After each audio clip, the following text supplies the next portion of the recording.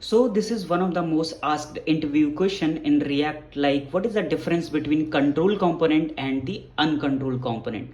So in the control component, a control component where the form data is handled by the React state. As you can see here, we have defined use state, and this input data is handled by the state value. Like here we have defined handle change. In the handle change, we are setting these values.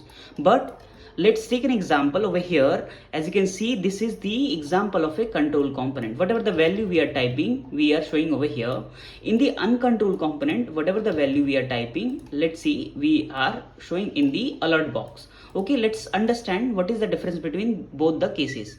So in the source code, as you can see here, in this control component, we have defined this use state. Okay, but in the uncontrolled component, which I defined over here, so we are using useRef. So in the uncontrolled component, a component form data is handled by the DOM itself.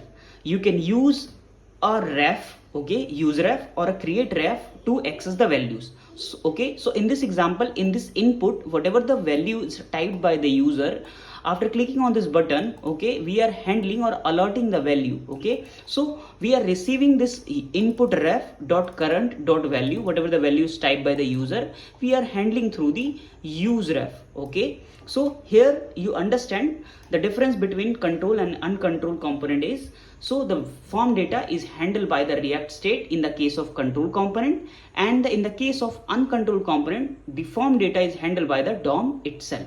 I hope you understand this concept.